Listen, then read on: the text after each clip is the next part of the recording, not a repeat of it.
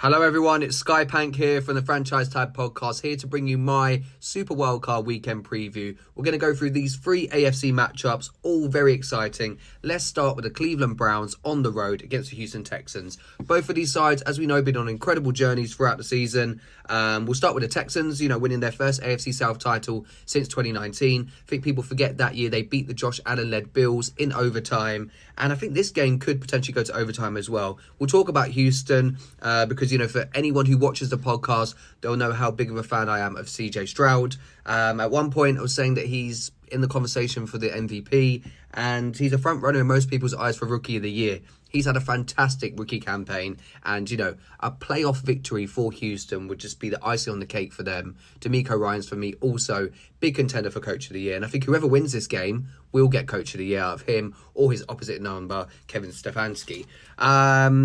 The issue for me in this game for Houston is that Cleveland defense. I mean, it's so intimidating. Myles Garrett, he demands respect from opposing linemen. And even if he doesn't get sacks, he creates opportunity and pressure up front so that other teammates can get to the quarterback. And I think that could be the difference maker. Of course, there's Joe Flacco as well. I mentioned on this week's episode of the podcast that he was 10-5 in the playoffs as a Raven, with 8 of those victories coming on the road and 5-0 as a starter in the wildcard round. And I think the key thing that I've noticed for Cleveland since he's become the quarterback, as we know, those old Ravens teams were built on solid defense and just not turning the ball over offensively. But Flacco still made phenomenal plays, even in that Super Bowl run, when he threw no picks and their 4 wins on the way to winning that Lombardi trophy against the 49ers. And, they had big body receivers over the years with Anquan Boldin, Torrey Smith, and I feel like Amari Cooper is the perfect receiver for Joe Flacco. So as much as my heart is saying Texans, I'm going to go with the Cleveland Browns to win 27-23. Then we move on to the matchup at Arrowhead. The Chiefs, despite stuttering, they managed to get another AFC West title under their belts. The Dolphins losing in Week 18 to the Bills, so they fall into the 6th seed. Tyreek Hill, this is a big storyline. He returns to Arrowhead with a point to prove. And the Dolphins will obviously be hoping to have Raheem Mostert back to provide a speedy 1-2 punch at the running back position with Achane. And that speed goes along with Tyreek Hill. And also, they'll be hoping to have Jalen Waddle back as well at wide receiver. But this Chiefs defense has become, sort of, again, the focal point for Kansas City because of the offense stuttering. And I think we know how well things can click for Mahomes and Kelsey come playoff time. We saw the way that Mahomes makes his receivers better around him in that Super Bowl run last season when they went on to win it. And I think the big news is that with Xavier Howard out at corner, this really bodes well for that trusty receiver, Rashee Rice, who's had a great rookie campaign. Mahomes trusts him pretty much as much as Travis Kelce now. And we know that they have their own top quality running back with Isaiah Pacheco. He runs with so much anger and determination. We saw the impact he made for that KC offense throughout that Super Bowl winning run last year.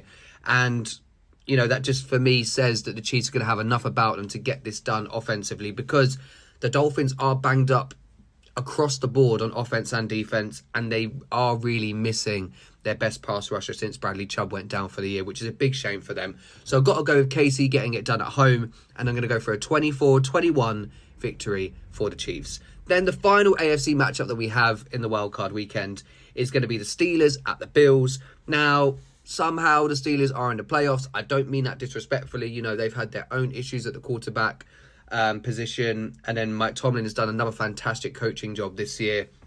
We know he's inconsistent in the playoffs record-wise, but deserves credit for the way that he's managed to get Mason Rudolph playing at quarterback. Since he's come in as a starter, 3 touchdowns, 0 picks, 3 wins, and in 2 of those games had over 250-plus passing yards. The key to any success for Pittsburgh, for me, will be ensuring, again, they don't turn the ball over, because this Buffalo defense is so good at forcing turnovers. And I think they need to have another good performance from running back Najee Harris. He's had over 100 rushing yards in his last 2 games, mixing a little bit of Jalen Warren. We know Pickens and Deontay Johnson could do their thing as well. But I am leaning towards Buffalo. They're on a great 5-game winning streak. There was obviously wins over the Chiefs and the Cowboys in those wins, and they got the victory that I mentioned over Miami to clinch the AFC title and move up to the 2nd seed. They're one of the most in-form teams in the league right now. And that form has sort of come from channeling adversity well, getting hot at the right time, as opposed to recent years where they've maybe peaked too soon. And, the Steelers' run D is going to be tough to go up against. but unfortunately TJ Watt is out. And the addition of Leonard Fournette, that helps, establish a good 1-2 punch with James Cook for me. And I think even if they struggle to get the run game going, and even if potentially there'll be times where Josh Allen maybe struggles to pass the ball, we've seen throughout the season, he's proved that he's grown as a quarterback, and he seems to be dealing with setbacks better than ever, whether that be in the game and turnovers like last week and just deficits. He's doing that better than ever. And yeah, for me, Buffalo get this one done. They progress to the next round. And I think Jordan Poyer, if I had to pick any player for the Bills, he will be the standout performer. He was phenomenal last week, the Bills safety. And I'm going for a Bills 28-17 win. Enjoy all of the AFC matchups. 3 very, very exciting games. And we'll see you very soon.